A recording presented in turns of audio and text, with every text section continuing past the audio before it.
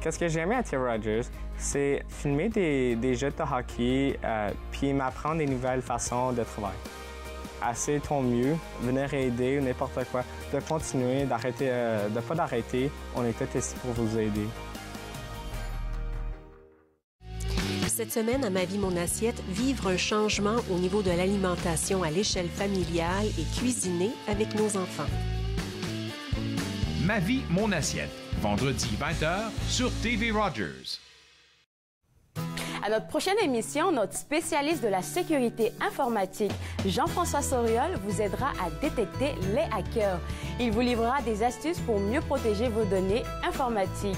Vous faites un régime, vous n'atteignez pas vos objectifs? Notre conseillère en perte de poids, Lise Hamilton-Carrière, vous livrera des moyens et astuces pour y arriver. Tout ça et plus encore à Entre nous.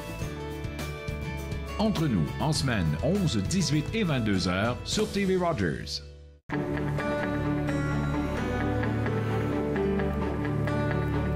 Vous regardez TV Rogers, Ottawa.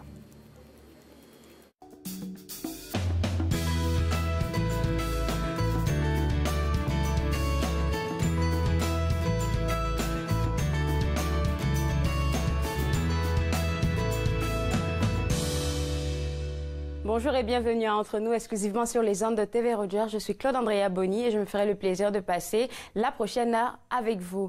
À notre émission, nous recevons régulièrement des représentants de Meat Keeper et eux, leur but est de sauver des animaux délaissés par leurs propriétaires en leur offrant des soins et un environnement sécuritaire. Donc, si vous aimez les animaux et que vous désirez offrir un soutien financier à l'organisme Meat Keeper, je vous invite à les encourager en faisant un don.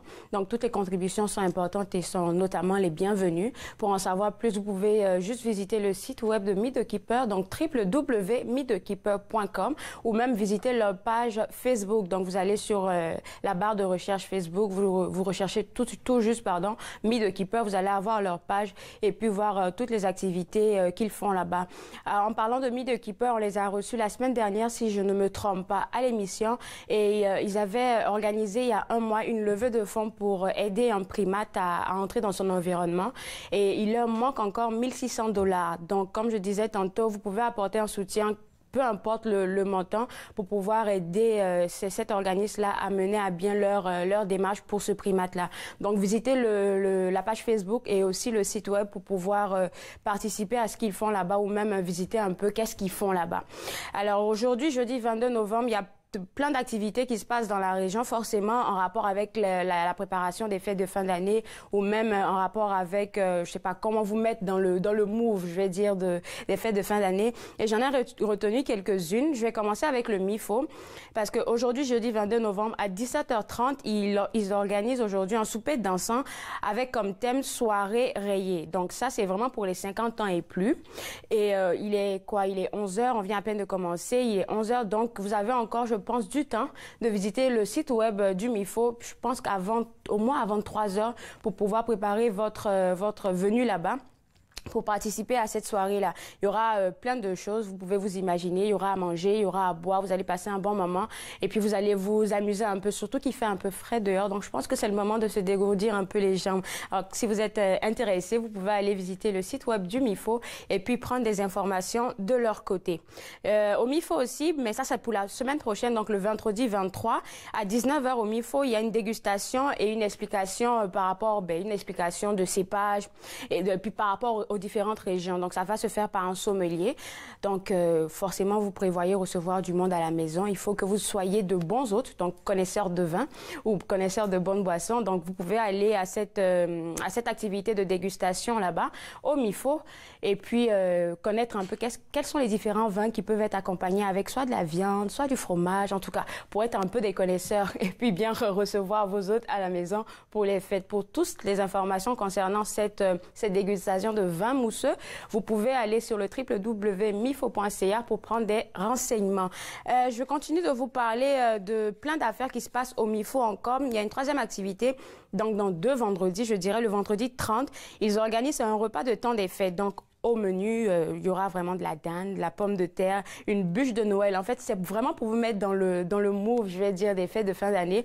Donc, si vous avez envie de vous amuser un peu, surtout qu'il faut se préparer aux fêtes, vous avez envie de vous amuser, vous pouvez juste aller directement là-bas au MIFO. Mais forcément, il faut passer par le site web pour prendre plus d'informations parce que je ne peux pas tout vous donner ici. Donc, vous pouvez aller sur le site web, prendre plus d'informations et puis préparer votre activité avec eux, donc qui s'intitule Banquet de Noël, vendredi 30 novembre à 17h30 au MIFO.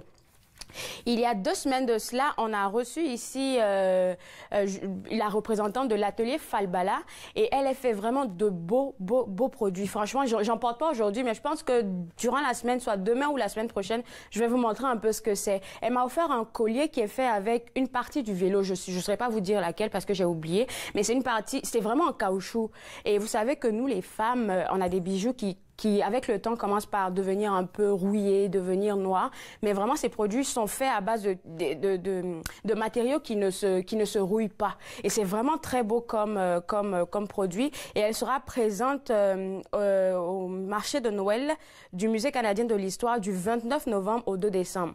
Donc, à partir de la semaine prochaine, elle sera présente au marché de Noël du Musée canadien de l'Histoire. Donc, vous pouvez juste aller sur le site web du Musée canadien de l'Histoire et puis prendre des informations sur comment vous rendre là-bas et quels sont les différents magasins qui seront représentés.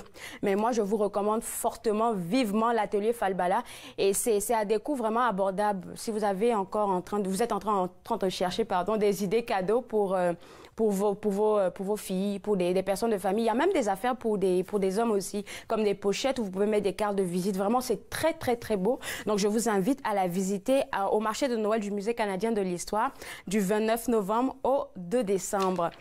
J'ai parlé depuis le début de l'émission du temps des fêtes. Le temps des fêtes, c'est un moment de partage et j'ai avec moi M. Baratium du Centre social communautaire Vanier qui va nous parler de la 13e édition du Déjeuner des flocons. Si vous ne savez pas ce que c'est, parce que moi aussi, ça sera ma première fois d'en entendre parler et même de participer à ça. Donc, je vous invite à rester connectés parce qu'on en parle tout de suite après la pause. N'oubliez pas de rester connectés aussi parce qu'il y a Roxane Bélanger qui sera avec moi. Vous regardez Entre nous sur les ondes de TV Rogers.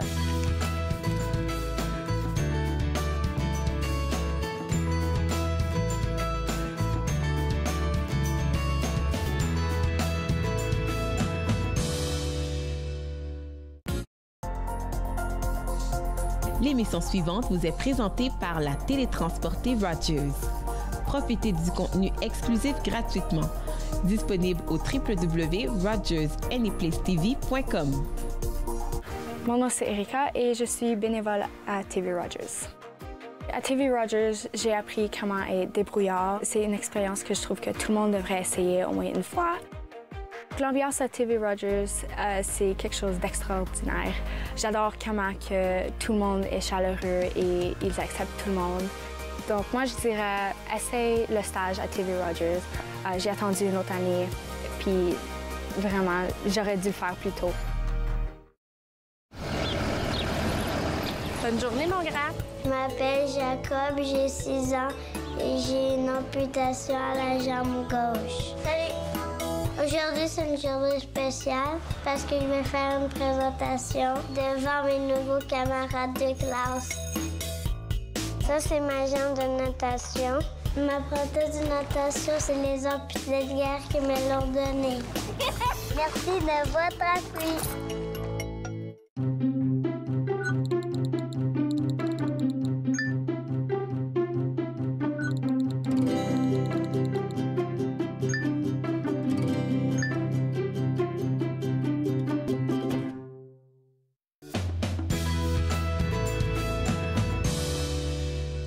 Retour à Entre nous exclusivement sur les ondes de TV Rogers. Je suis maintenant avec M. Baratium du Centre des services communautaires Vanier. Et avec vous, on va parler du Déjeuner des flocons, de la 13e édition du Déjeuner des flocons. Déjà, juste pour commencer, au centre, je vais bien le dire, au Centre des services communautaires Vanier, qu'est-ce que vous faites là-bas? Ben, c'est un centre multiservice. Donc, on a des services juridiques qui vont aider les gens à faible revenu de l'Est d'Ottawa, qui qui ont des problèmes juridiques au niveau social, tels que l'immigration, maintien du revenu, donc, et aussi tout ce qui est en lien pour le logement aussi. S'ils ont des problèmes de logement aussi, c'est aussi ces choses-là qui vont aider. On a aussi le secteur emploi, donc avec Emploi Ontario qui aide les gens au niveau de la recherche d'emploi, les CV, etc. Et avec ce service-là, on a une entreprise sociale qui s'appelle Gourmet Express. Gourmet Express. Oui, Gourmet Express, c'est un traiteur, c'est un service de traiteur. Ben, ça aide aussi les gens qui ont des difficultés pour percer le marché de l'emploi dans le domaine de l'alimentation, donc de la restauration, proprement dite, à acquérir cette expérience-là pour pouvoir avoir un travail. Donc, ça fait partie aussi du service. Mais on a aussi le secteur famille. Le secteur famille, ça regroupe vraiment de 0 jusqu'à 18 ans. On a le premier carrefour de pédiatrie sociale en Ontario, donc qui aide les enfants à bien cheminer, à bien réussir dans la vie aussi. Il y a le dernier secteur qui est le secteur d'où moi j'exerce, c'est le secteur counseling et développement communautaire. Donc dans le service counseling, on a le counseling de première ligne, donc à court terme, on a des intervenants qui font ce travail-là. On a aussi le service d'établissement qui aide les gens nouvellement arrivés à bien s'établir dans la région. Donc, c'est un de nos services aussi. Moi, je m'occupe du développement communautaire, donc appuyer les groupes dans notre communauté à Vanier et aussi faire l'advocacy des droits pour les résidents. Donc, ce secteur-là regroupe aussi la banque alimentaire. Le pourquoi je suis aussi ici pour le déjeuner flocon de neige. Donc, ça, c'est vraiment votre Oui, exactement. Domaine. Donc, la banque alimentaire de Vanier fait partie de notre secteur, donc qui aide aussi les gens qui ont besoin de nourriture. Donc, c'est un dépannage sur 3 jours, donc on leur donne ce service-là aussi. Super. Alors là, je disais tantôt, on est à la 13e édition. Donc, vous êtes là depuis la première édition? Oui, je suis un vétéran, comme on dirait. Oui, c'est vraiment une cause qui me tient beaucoup à cœur. Le déjeuner flocon de neige, c'est vraiment une activité de levée de fonds pour venir en aide à la banque alimentaire Partage Vanier. Donc, Partage Vanier reçoit quand même de la Banque centrale d'Ottawa tous les mercredis de la nourriture, mais comme vous le savez, des fois on manque certains éléments au niveau de la nourriture, donc cette levée de fonds nous permet de payer comme par exemple les œufs, ou, le lait, la viande, les fruits et légumes. Donc comme vous savez, l'hiver ça coûte plus cher les fruits et légumes, alors donc cette levée de fonds, ça nous permet d'appuyer fortement la banque alimentaire. Ok, c'est une levée de fonds, comme vous avez dit, c'est vrai, on récolte des fonds, mais on récolte aussi ça s'appelle des affaires, de la nourriture. Exact. Okay. Ben, on collecte, durant cet événement-là, c'est vraiment, on a des partenaires qui, depuis le début, nous soutiennent, mais il y en a d'autres aussi qui ont embarqué dans le train de générosité, qui est le déjeuner flocon de neige. Notre objectif cette année, c'est d'amasser 45 000 pour la banque alimentaire Partage Vanier.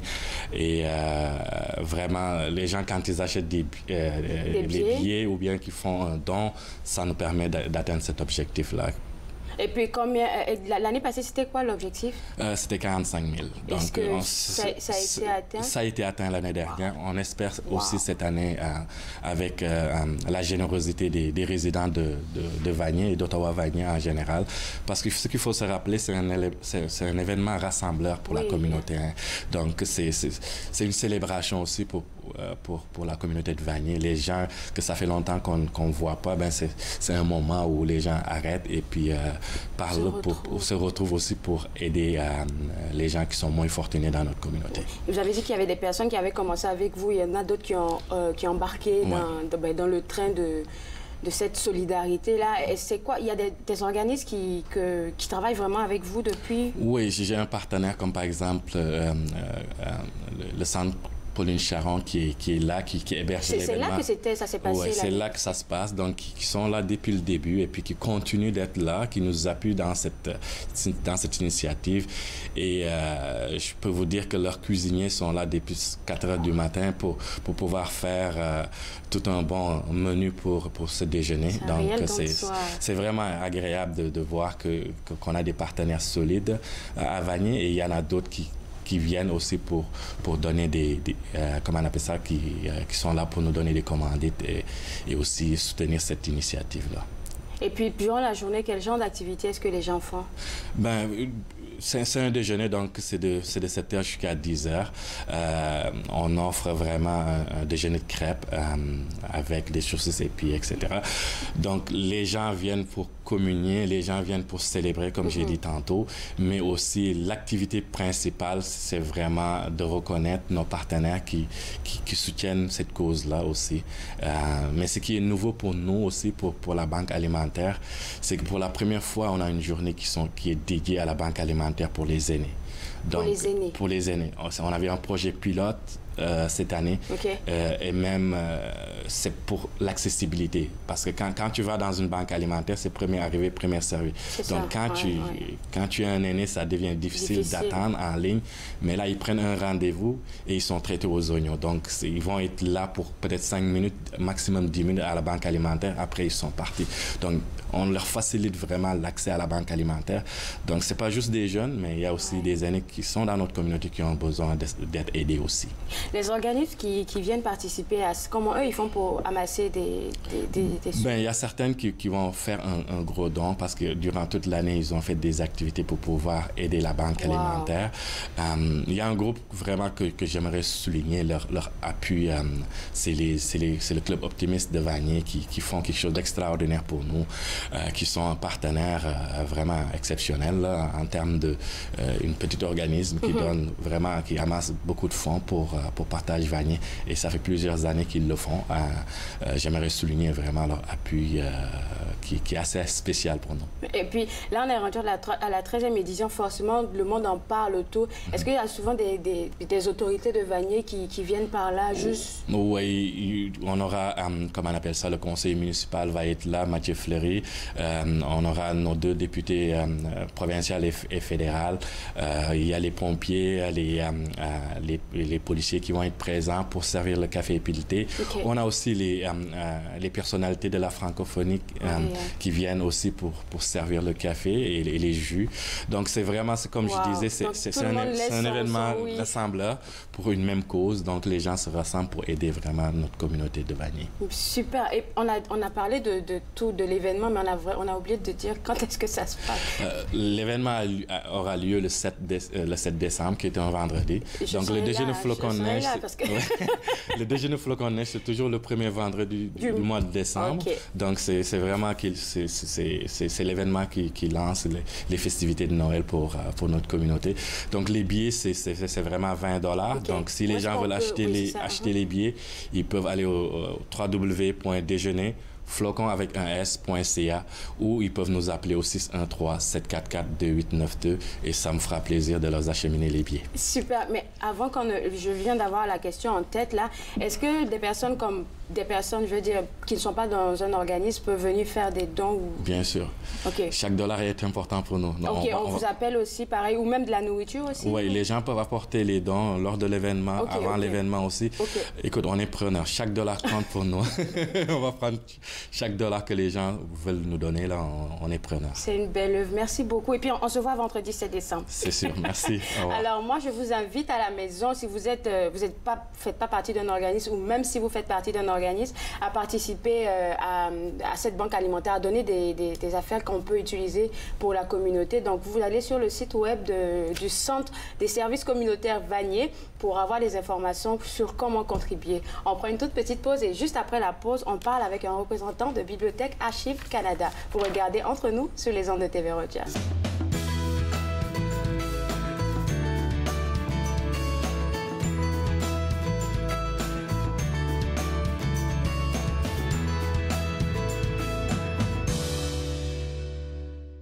Un soir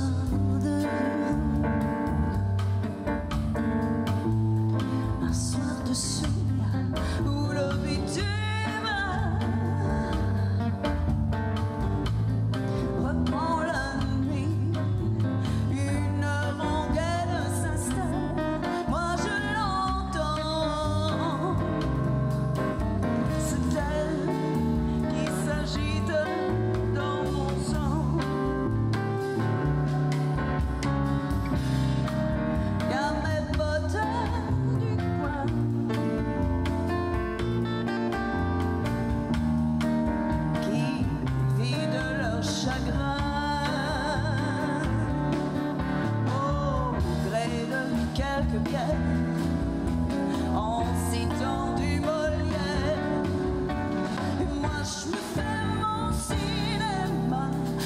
office, jasmin. Un soir d'écume, quel massacre. Un soir de trêve, dans un couloir, un air qui prend définitivement son temps. Cet air qui s'agite dans mon...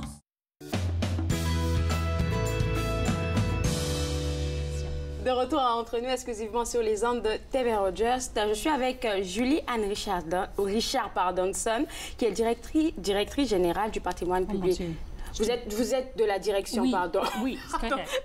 Mais voilà, je viens d'avoir un... Voilà, on est en décembre. Et puis moi, c'est votre cadeau. Peut-être dans les prochaines années, c'est ce qui va vous arriver. Parfait. OK. Alors, avec vous, on va parler du dépôt légal. Le dépôt légal, c'est quoi? OK. Bien, premièrement, je veux dire, je veux souhaiter bonne fête au dépôt légal. Ça fait 65 ans qu'on souhaite le dépôt légal ici au Canada. Ça fait, c'était quand? Cette année. Il n'y a pas une date. Il n'y a pas une date, cette année. Oui, oui. OK. Puis le dépôt légal, bien, un des mandats de BAC, c'est d'acquérir et préserver une collection compréhensive et représentative du patrimoine canadien. Oui. Puis une des façons qu'il fait ça, c'est par le dépôt légal. OK. Le dépôt légal, c'est l'obligation légale, je sais c'est un gros mot là, mais l'obligation légale de déposer à BAC une ou deux copies de chaque publication publiée au Canada.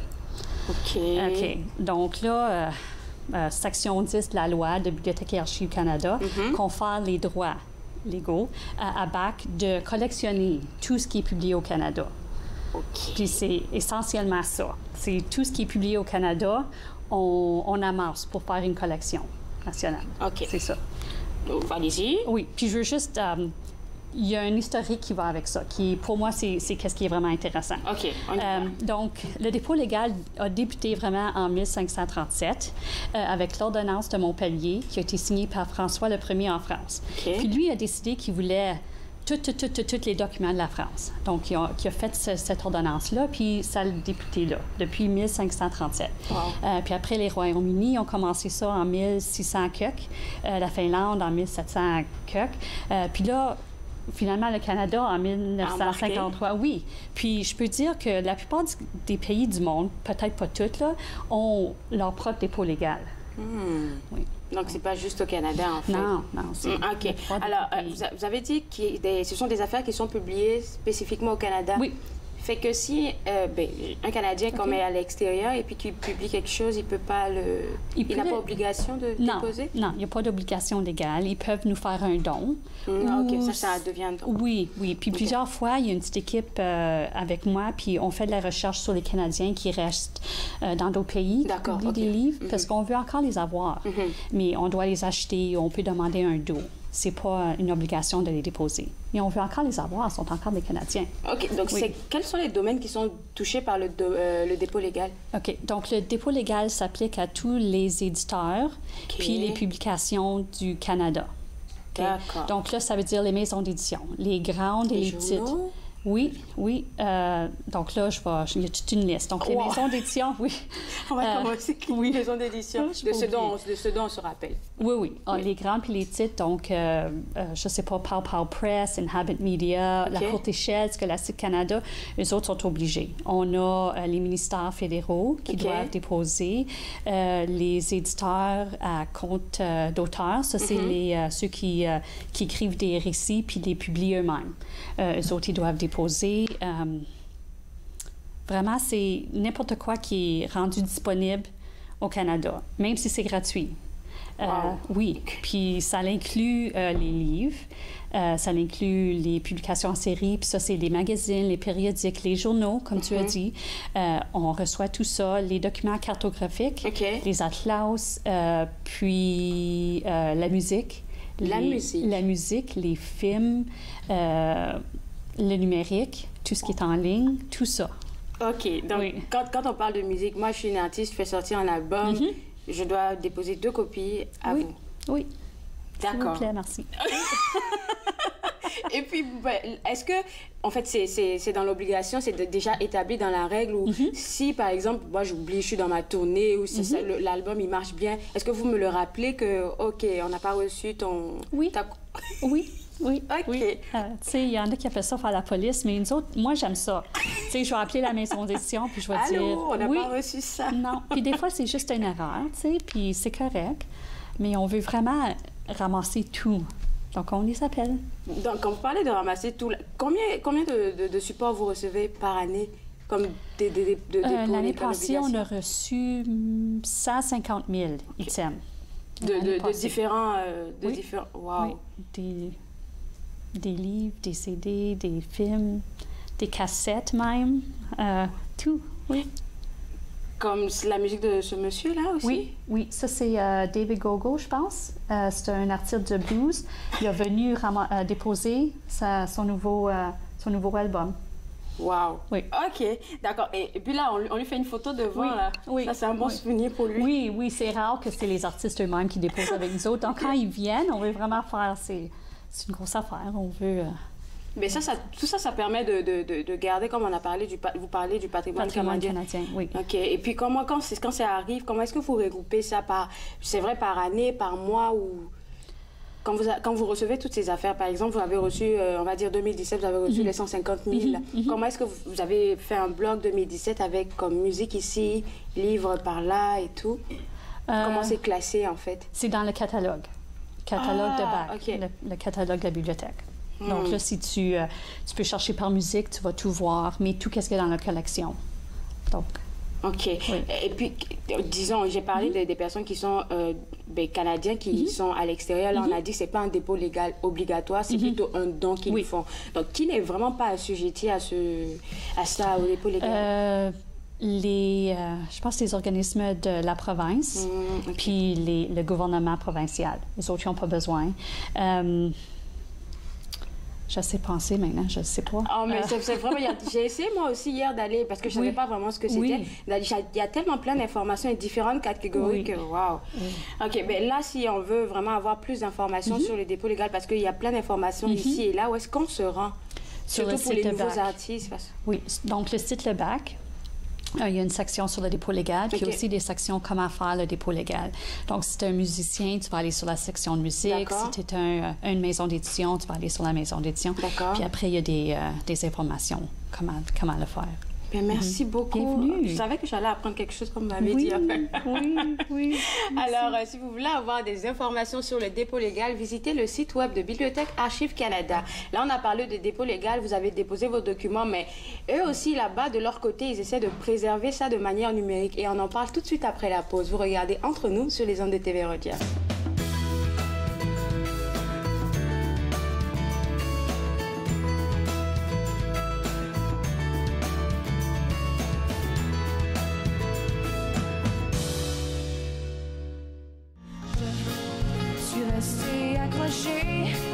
À ce qui ne m'appartient pas, ce qui n'existe pas. J'ai fini par m'habituer à me faire du mal et trouver ça normal.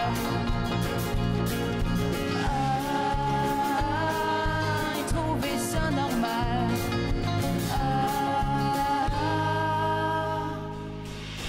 Même si on me dit un auto, même si on me dit un auto, moi je te dis que je veux plus que ça, toi tu veux juste ça sous les draps. Même si on me dit un auto, même si on me dit un auto, ça fait 8 mois qu'on est là, amis la nuit, pas plus que ça.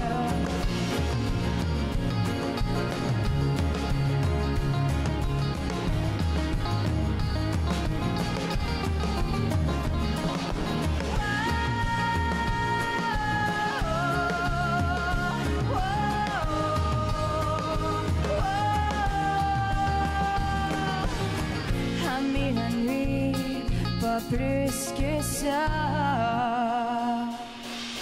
Même si on me dit un auto, même si on me dit un auto, moi je te dis que je veux plus que ça, toi tu veux juste être sous les draps.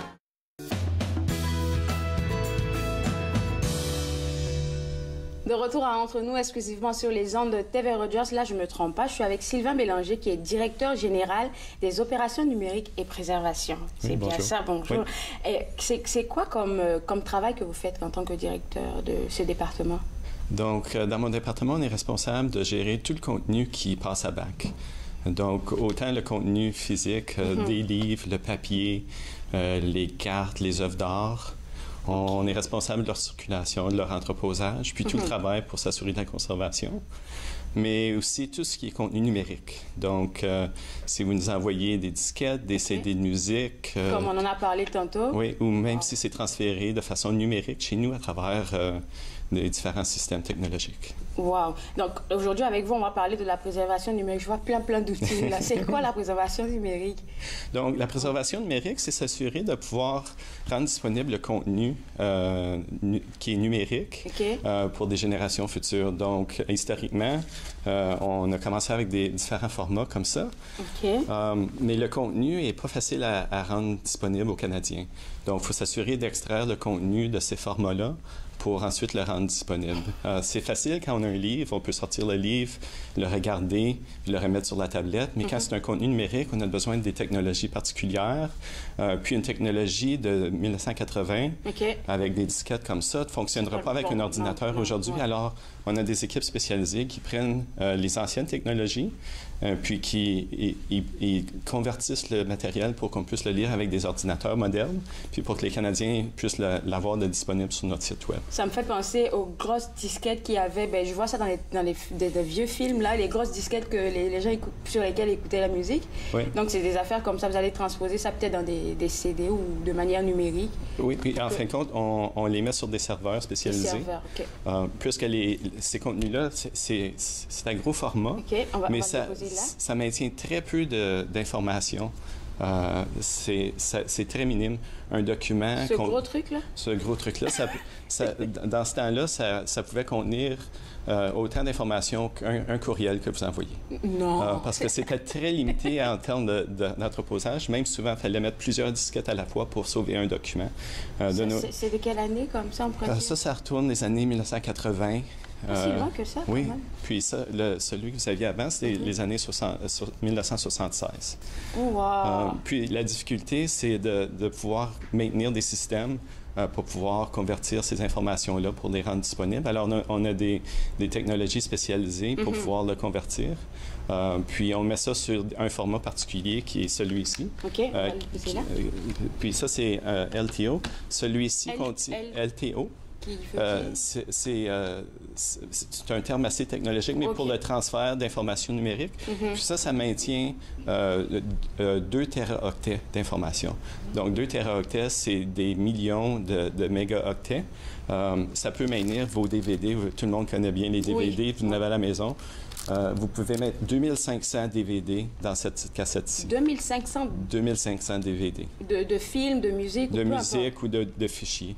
Alors, pour nous, pour la préservation numérique à long terme, pour le rendre accessible dans 100 ans, ça, c'est le format qu'on priorise. Puis, comme ça, on peut le migrer vers des nouvelles bobines de préservation à long terme. Là, je me rends compte qu'on est passé de 1970 à... Ça date de... C'est moderne, à 2016, 2017. 2016. Oui. Donc, vous avez travaillé... Bibliothèque et Archives Canada a travaillé au fil du temps avec tout ça.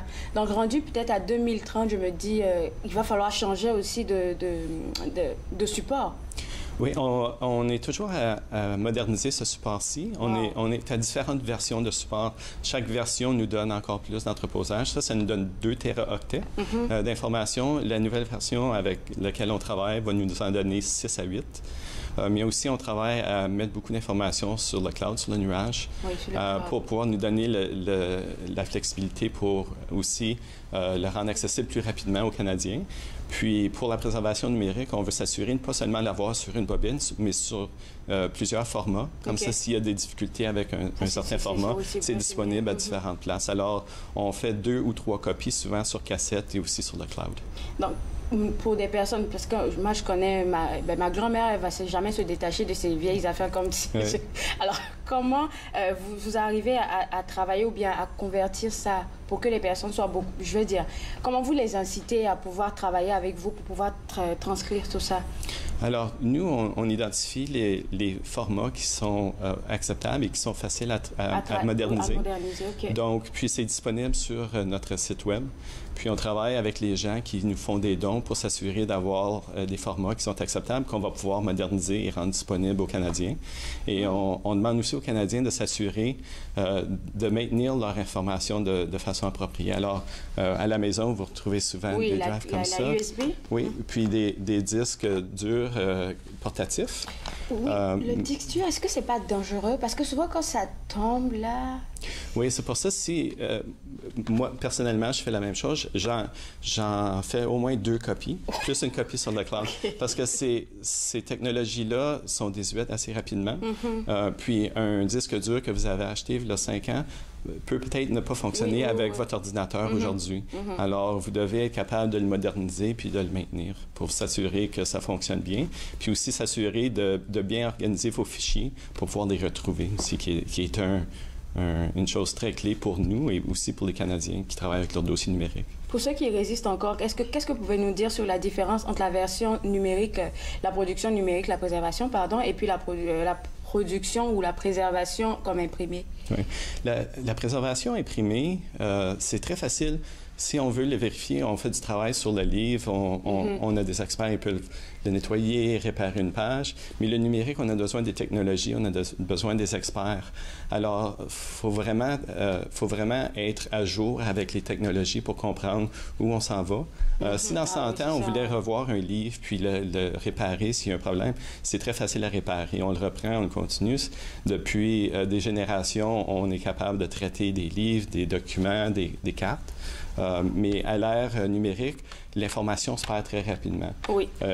Autant J'ai perdu plein de photos. Je n'avais pas enregistré sur mon cloud, mais bon, pas grave. Puis c'est autant le contenu physique qui dégénère, l'information numérique qui ne fonctionne pas avec des ordinateurs modernes, et aussi juste le manque de tradition à organiser vos dossiers numériques pour savoir où ils sont organisés, et c'est comme ça qu'on les perd.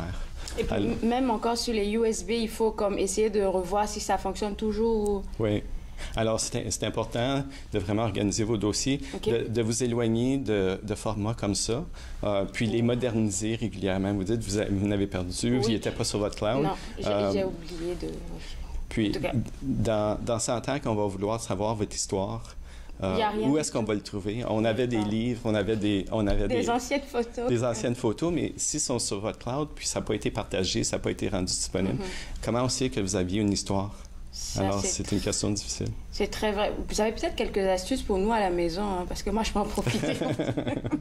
Peut-être que vous avez quelques astuces pour des personnes à la maison. Alors, moi, je recommande aux gens de s'assurer de maintenir leurs documents numériques, leurs photos numériques surtout, parce que c'est là qu'il y a beaucoup d'histoires pour les familles, pour leur rôle dans la communauté, dans la société, de le maintenir à différentes places, incluant avec le cloud, mais aussi de s'assurer que votre famille est à jour, à savoir où vous avez mis votre information. Comme ça, s'il arrive de quoi demain, ils savent où sont vos photos. Exactement. Avant, on partageait notre album photo. J'ai l'album photo de ma grand-mère ou de mon grand-père, mais maintenant, qui va avoir mes photos? C'est sur le cloud, puis on n'a pas partagé l'information, ça ne disparaîtra plus jamais. Puis le cloud, on a plusieurs personnes qui peuvent être partagées, avec lesquelles on peut le partager. Oui, vous pouvez partager avec n'importe qui. Je pourrais même partager mes photos avec vous, vous auriez le lien. Alors, si vous le partagez avec votre famille, avec vos amis, puis eux sont capables aussi de le rendre accessible. Merci beaucoup. Désolé. Alors, si vous avez compris tous ces conseils et astuces pour pouvoir garder votre histoire, faites pas comme moi, j'ai perdu plein de photos. Allez directement sur le site web de Bibliothèque et Archives Canada pour avoir peut-être des astuces ou des stratégies pour pouvoir préserver votre patrimoine familial. On prend une toute petite pause et juste après la pause, on parle avec Roxane Bélanger, notre orthophoniste. Vous regardez Entre nous sur les ondes de TV Rogers.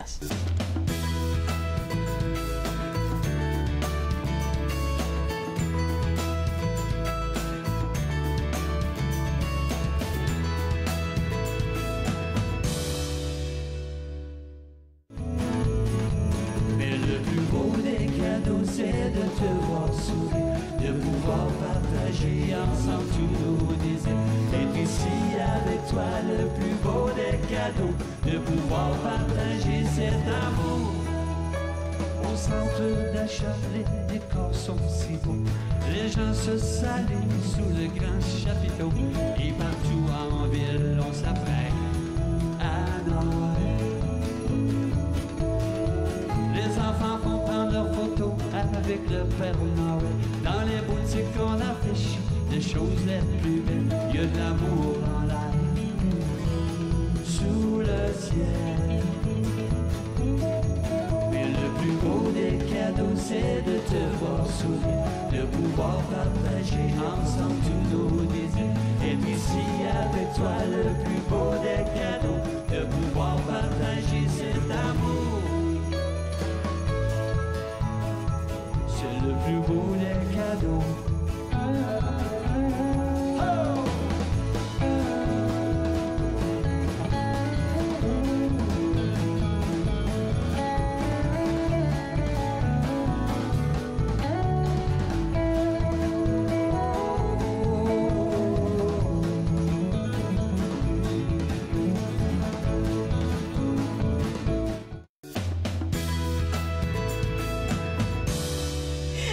De retour à Entre nous, exclusivement sur les ondes de TV Rogers. Je suis avec Roxane Bélanger, notre orthophoniste. Et là, vous n'êtes pas dans une librairie, là, on est vraiment sur le plateau. Mais aujourd'hui, tu viens de parler de comment la lecture peut développer le langage chez les tout-petits. Oui, c'est bien ça? Est-ce qu'on pourrait revenir déjà sur le premier mot, rapidement? Oui. Alors, premier mot, c'est le programme préscolaire de parole et de langage de la Ville d'Ottawa. Alors, on dessert toutes les familles d'enfants préscolaires, 0-5 ans, qui ont peut-être des questions ou qui ont un enfant qui présente un trouble ou un retard de la parole ou du langage. Et puis, c'est vraiment, on a deux équipes. On a une équipe clinique qui offre les services d'évaluation et de traitement. Puis on a une toute petite équipe de promotion de santé qui m'inclut. On est 3 personnes. Et on fait des activités pour informer, pour donner de l'information à la communauté, que ce soit des parents, des éducateurs ou même les médecins. OK. La dernière fois que tu es venue, on a parlé du bilan de la communication. Oui. Alors, c'est un outil qui est en ligne. C'est un outil que tous les parents, peu importe là, si on pense que notre enfant a un problème au niveau de la parole ou du langage ou non, si on veut juste aller vérifier, ils peuvent accéder le site web de Premier Mot.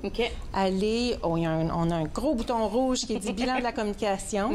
On met de l'information par rapport à l'âge de notre enfant et ça nous donne une série de questions par rapport à la parole, au langage et même parce qu'on travaille avec des partenaires, Ottawa Santé publique, Ottawa, le CHIO, qui donne même des questions par rapport à la motricité, au comportement social, aux autres habiletés qui vont influencer le développement du langage.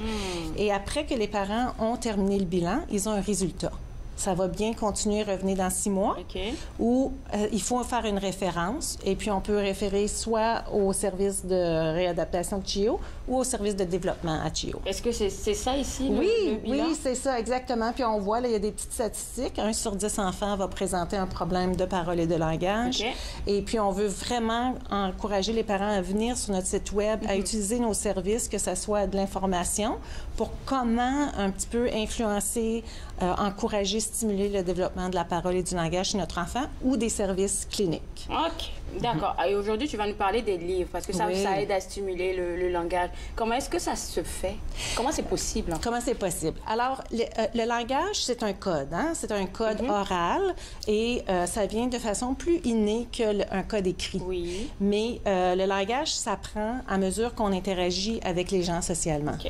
Les livres sont un outil de plus qu'on peut utiliser pour vraiment encourager le développement du langage parce qu'on a accès à des mots nouveaux, à des mots ou du vocabulaire qu'on n'aurait pas accès au Canada. Donc, quand on parle des animaux de la jungle, ici au Canada, on n'en a pas trop.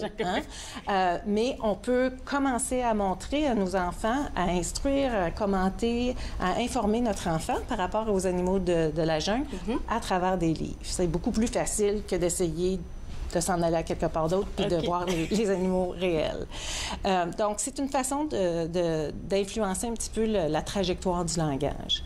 Ce qui est bien avec les livres, c'est que l'image ne part pas, l'histoire reste la même. Oui. Alors, ça offre un cadre répétitif qu'on peut retrouver à chaque fois qu'on ouvre le livre. On va revoir les mêmes images dans le même livre, on va dire les mêmes choses à propos de cette histoire-là. La répétition. On finit par connaître l'histoire. C'est ça. Puis le langage, ça s'apprend à travers la répétition. Alors, c'est vraiment un bel outil pour venir encourager là, nos enfants de tous les âges, même les plus vieux. Puis ce qui est bien, c'est que plus on lit tôt, mieux c'est pour l'enfant. Il comprend pas. Il comprend pas. Peut-être qu'il comprend pas, mais on l'entoure. Alors, moi, je dis, plus c'est tôt, mieux c'est, mais il n'est jamais trop tard de commencer à lire à notre enfant. OK. Et puis, on voit que dès le début, quand on encourage un jeune enfant là, à lire ou à regarder un livre, c'est que l'enfant est sur le parent s'en occupe, puis c'est comme une activité complète. Hein? On s'occupe de notre enfant, on tient notre enfant, on rit avec notre enfant. Alors, même si on commence très tôt, là, dès la naissance, à faire ça, c'est vraiment une façon d'interagir, de socialiser, puis de communiquer avec notre enfant par le biais des livres. Ça nous donne une raison de plus d'utiliser le langage avec notre enfant. OK. Alors, c'est pour ça qu'on dit souvent commencer dès la naissance. Et de tout simplement juste parler des images, de tourner les pages. Puis souvent, la question que les parents me disent, oui, mais il n'est pas intéressé, j'ouvre un livre puis il regarde 2 pages. C'est ça que j'allais dire, parce que tu es en train de lire le livre et il est en train de jouer comme de l'autre côté. Il t'écoute même pas. C'est ça. On peut les laisser sur la table. Alors souvent, ce que je dis aux parents, c'est mieux de laisser les livres un peu partout, là, aussi accessible que les autres jouets. Et si l'enfant vient puis tourne quelques pages, prenez le temps de vous asseoir à côté, de dire « Ah, tu aimes voir l'ours? Ah oui, c'est un chien comme Luna, il fait wouf wouf. » Alors, ça vous permet de commenter. Puis s'il part, laissez le livre là. Il va revenir éventuellement. Oui. On ne le force pas. C'est ça, c'est ça. D'accord. Qu'est-ce que j'allais te demander? J'avais une question pour les tout petits. Oh mon Dieu, j'ai oublié. Mais je vais peut-être juste faire un lien avec quelque chose d'autre parce que tu disais... toi, tu as eu accès à des livres, mais c'est pas seulement juste les livres, c'est aussi les histoires racontées. On a accès à notre tradition, à notre culture à travers des histoires. Et une histoire qu'on nous raconte et un livre, c'est fait de la même façon. Il y a un début, un milieu, puis une fin. Et ça fait aussi référence à un cadre culturel qu'on peut partager. Alors nous, mes parents viennent du nord de l'Ontario. C'est des chasseurs, des pêcheurs, c'est du monde qui ont campé.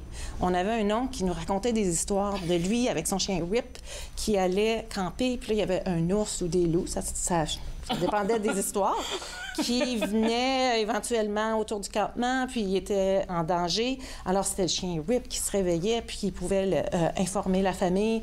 Et c'était vraiment par chance qu'il pouvait retourner à l'auto et se sauver grâce au chien de Rip. Mais ces histoires-là, c'est fait de langage. C'est fait de mots et d'expériences qu'on n'a pas vécues. Moi, j'ai pas eu la chance d'avoir un chien quand j'étais toute petite, puis d'aller pêcher, puis de me faire attaquer par un ours. Tant mieux, là. Mais c'est un petit peu d'être capable d'être exposé à différentes expériences à travers les histoires orales et les livres. OK. Ma question m'est revenue, en fait. C'est il y a des livres où il y a une petite histoire, peut-être ça veut faire 1 ligne ou 2 lignes, mais il y a beaucoup plus de dessins, dépendamment des âges. Et les enfants aiment beaucoup dessiner ou même écrire dedans. Est-ce que ça aussi, ça fait partir de leur langage avec nous? Exactement. Quand on regarde un livre, là, on peut vraiment regarder les images. Puis moi, j'ajoute des petites choses là, au niveau là, de... Quand je travaille avec les enfants en thérapie, mais pour qu'ils puissent manipuler, puis dépendant les âges, là, on peut enlever des parties. Oups, là, ils ne s'enlèvent pas, là. Mais on peut parler des images, puis on peut leur montrer les mots qui sont écrits.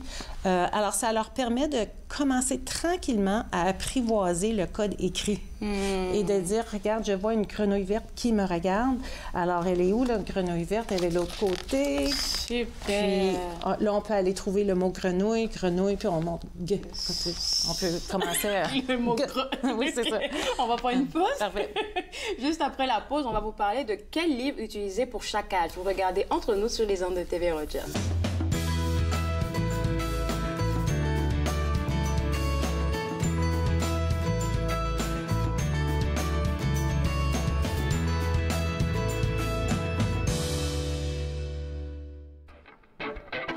Quand je prends mon temps, puis que je pars en retard, j'ai rien qu'à blâmer le char. C'est très important que tu t'éparpilles, pas que tu te commettes, que tu t'y mettes avec tout ton entrain. C'est pathétique quand je parle, pareil comme le patron de qui je fais l'affaire, à qui je beurre le pain. Plus que n'importe quand, avant que la routine me rattrape, je me paye le luxe d'une coupe de table de plus sur le cadran. C'est tellement important. Il y en a quelques-uns qui se mouillent, d'autres engraissent la trouille. Ceux-là se pissent dessus puis disent après que ça sent drôle. Il y a ceux qui tirent les fils, ceux qui fouettent le troupeau. Il y en a qui gobent la pilule et les autres y pensent pas trop. Cours tant que tu veux après ton trognon de mirage. Ni le bâton ni la carotte va te monter dans le carrosse. Je garde le regard sur la route. Moi du corps j'en prends moins, mais je le prends plus égal et je le conduis des deux mains. C'est tellement important.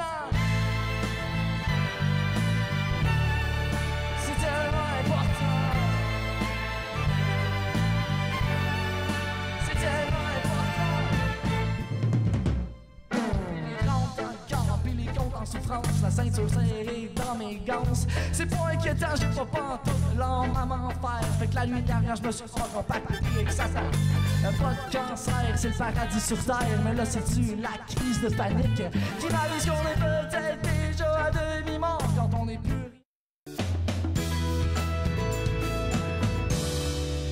De retour entre nous exclusivement sur les ondes de TV Rogers, je suis toujours avec Roxane Bélanger. Et là, tu nous disais que dans le premier bloc, lire, c'est important pour le langage chez les tout-petits. Oui. C'est très important.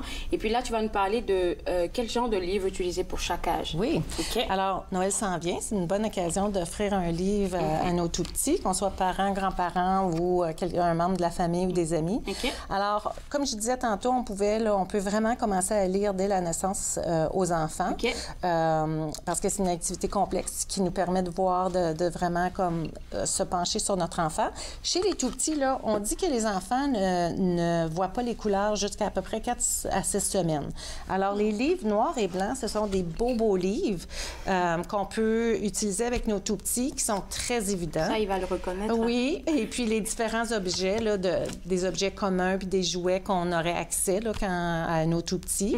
Alors, les premiers livres, là, c'est vraiment des livres qu'on peut manipuler sans danger, des livres en plastique en plastique. La première fois que j'en vois. Oui, qu'on peut amener au bain, par exemple, qu'on peut laisser avec l'enfant, puis assurément, il va le mettre dans sa bouche. Sa bouche, oui. Alors, il n'y a pas de problème avec ça, là. On peut juste l'essuyer puis le ranger.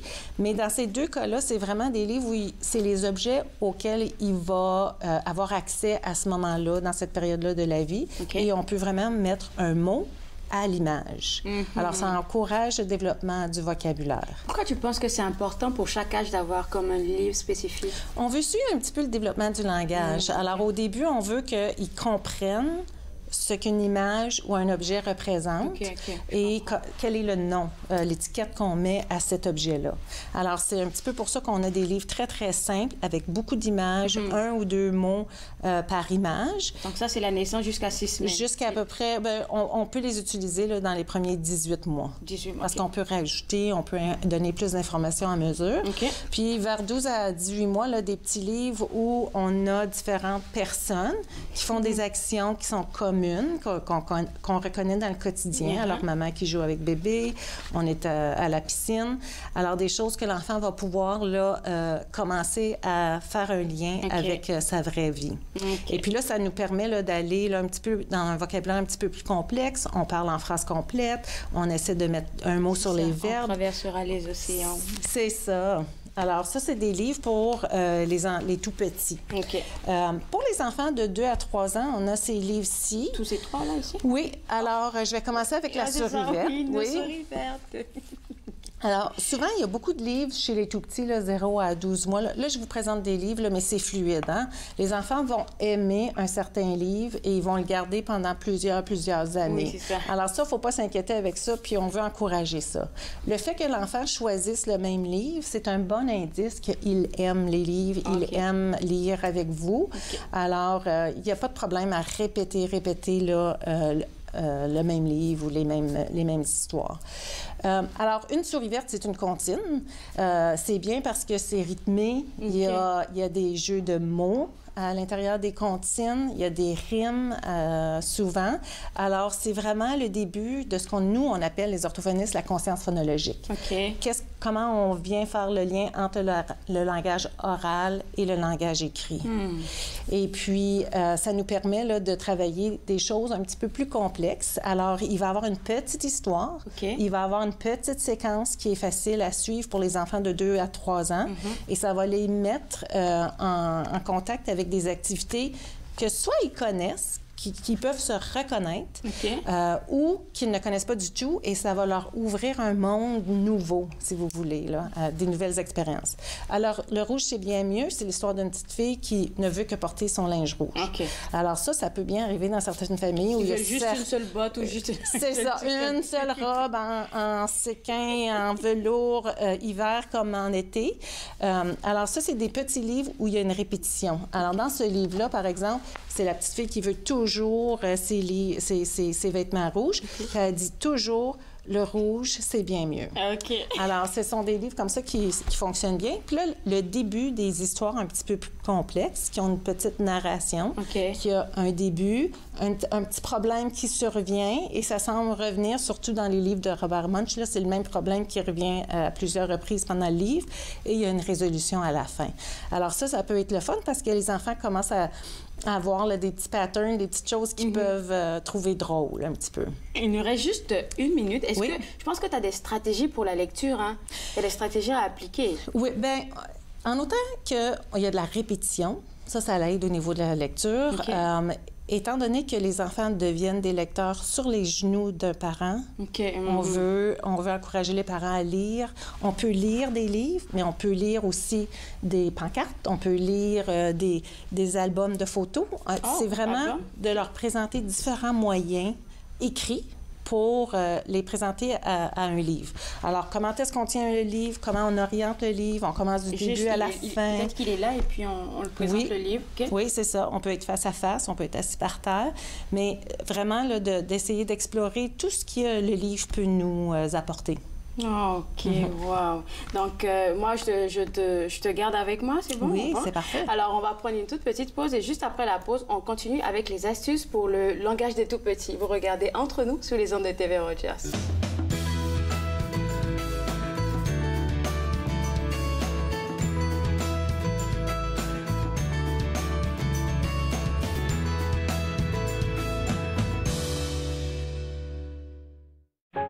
Je suis vraiment reconnaissante aux anciens combattants qui ont créé les amputés de guerre puis qui ont participé à son développement puis à son essor. Une centaine d'années pour les amputés de guerre, ça veut dire beaucoup de choses. Pour moi, ça représente un peu la fraternité qu'on a entre les personnes amputées. Moi, ça m'a permis, plus jeune, de découvrir que j'étais pas la seule à être comme ça, sans un bras, une jambe. Et ils m'ont aidé évidemment à avoir mes prothèses parce que j'en ai eu beaucoup jusqu'à maintenant.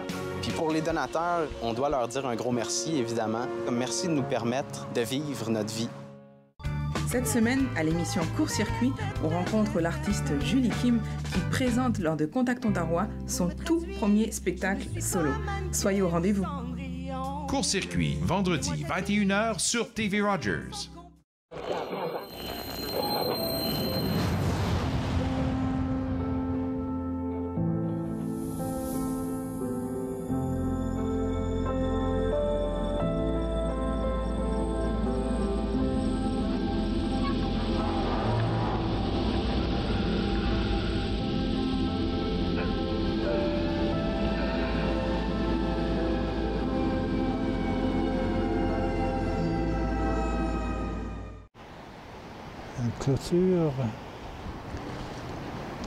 Clôture à neige qui s'en va comme ça. Et Le peintre des 4 saisons, samedi 13h30 sur TV Rogers. De retour à Entre nous, exclusivement sur les ondes de TV Rogers. Je suis toujours avec Roxane. Et puis, on parlait des livres qui étaient bien pour le langage chez les tout-petits. Mais j'ai une question. Tout devient de plus en plus électronique, là. Est-ce qu'il y a des livres électroniques? Comment est-ce qu'on fait? Il y a des livres électroniques. Et puis, la question que les parents me posent, donc, est-ce que c'est aussi bien que je l'expose à des livres électroniques au lieu que je lui lise? On perd un moment de complicité, moi, je pense. C'est ça. Moi, je suis d'accord avec toi. Donc, moi, j'encourage beaucoup les parents à prendre le temps de lire à leur enfant. Mais quand on a d'autres activités, il n'y a pas de mal à leur offrir un livre électronique et à ce qu'ils s'occupent à regarder un livre électronique aussi. Mais c'est toujours mieux avec quelqu'un. Sur la tablette. Et puis, il y a le webinaire. Hein? Oui, c'est ça. On a un webinaire qui est en ligne qui est dédié au livre, langage et littératie, très court. Et les parents peuvent accéder sur notre site web. Oh, merci beaucoup. Ça me fait plaisir. J'apprends beaucoup. Je sais que mon bébé sera gâté parce que j'ai plein d'informations avec toi. Ça me fait plaisir. Alors, si vous voulez avoir des informations sur tout ce dont on vient de parler, visitez le site web de Premier Mot. Et puis, moi, je me suis fait le plaisir de passer 7 heures avec vous. Demain, si vous avez du problème avec votre sécurité informatique, vous ne savez pas comment vous le faire, demain, on a un spécialiste qui viendra nous en parler. Alors, moi, je me suis fait le plaisir de passer 7 heures avec vous. On se dit demain. Au revoir.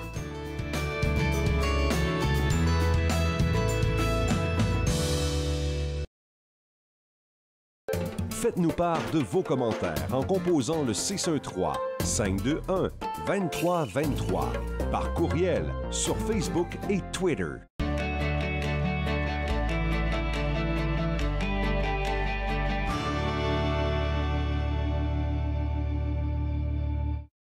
Bonjour, je suis Dustin Jihou, je suis un bénévole pour TV Rogers. TV Rogers m'avait appris à vraiment être meilleure personne d'équipe, puis aussi de me déjeuner un petit peu parce que j'avais du trouble avant avec des personnes, mais maintenant c'est plus comme, je suis plus confortable juste être avec des personnes. Quand j'ai commencé le semestre, j'ai pris des bons amis, puis c'est facile de faire des amis quand vous travaillez ensemble, puis vous allez pour la même chose.